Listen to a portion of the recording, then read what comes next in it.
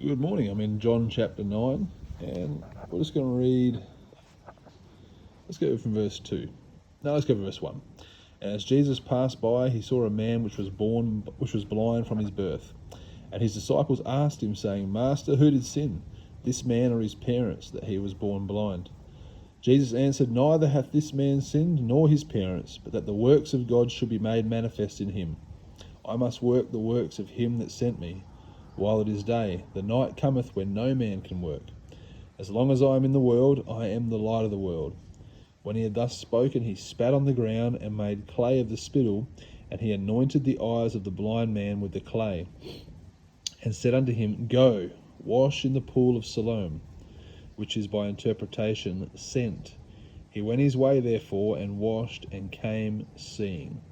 And you can read on. This is quite I wouldn't say entertaining, but I really like this story, the way this man deals with the Pharisees and gets them all stirred up. But I just want to focus on that verse 7 there and that word go. Jesus tells this man who's blind to go. He goes to him to wash at this certain pool. I don't know how far away it was from the place where he was. Let's say it was at least, even a couple of 100 meters. This man had to go blind, obey Jesus, and then wash before he saw his prayer answered. And as I was reading that this morning, I was thinking, wow, that's interesting. This man didn't get his prayer answered right there and then.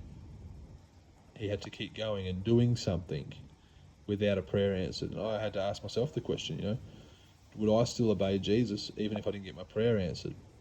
And I know there's some Christians that will just sit on their hands and they're like, no, this is my prayer I need, and I'm not, putting myself into any ministry or doing any other work until this prayer gets answered. And this man here was willing to go and wash and be obedient even without a prayer answered. And that's a good thing to ask yourself. See, Jesus has done more for us than we could ever warrant or afford or ever pay him back for by dying on the cross.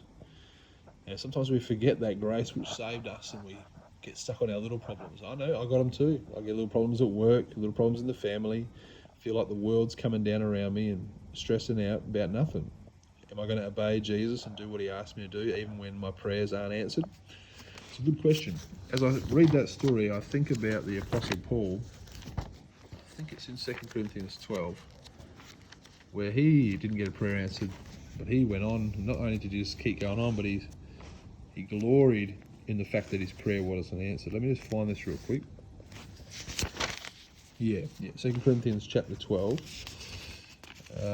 We'll go from... Now, he said all these visions of heaven, and that's wonderful. You can read that. Let's just go from verse 7, I think will help us. Lest I should be exalted above measure through the abundance of the revelations, there was given to me a thorn in the flesh, the messenger of Satan to buffet me, lest I should be exalted above measure. Now, Paul got this issue in his flesh. A lot of controversy around what this thorn was. We'll leave that for today. Let's just leave it as a thorn in the flesh. Something he didn't want, that's for sure. It's something that he wanted to get taken away from him, because look what verse 8 says. For this thing I besought the Lord thrice, so 3 times he asked the Lord, that it might depart from me. So whatever it was, Paul prayed once, and it didn't disappear. And it was so bad that the Apostle Paul, he went back and he prayed a second time, and it didn't disappear. And Paul went back a third time. Now, Paul had a close relationship with God. He could raise the dead and send the handkerchiefs and heal people. And he preached and preached and preached. He had a close relationship with God. But this thing was so bad, he went back to God 3 times, even though God hadn't answered him. And for this thing I besought the Lord thrice, that it might depart from me. Verse 9. And he, God, said unto me, My grace is sufficient for thee, for my strength is made perfect in weakness.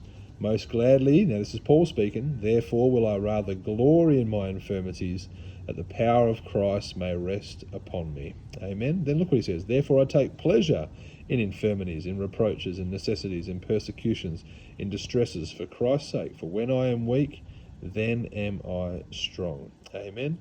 Paul had something in his life that he wanted to answer prayer to. He didn't get it. But he didn't sit down on his hands and say, I'm not going any further, Lord, till you answer this prayer. He said, you know what, I'm going to glory in these things. I'm going to keep going for the glory of God. Amen? Amen. I encourage us to do the same. Go. Keep going, even if you haven't got your prayer answered. Do what you know pleases God. Amen? Have a good day.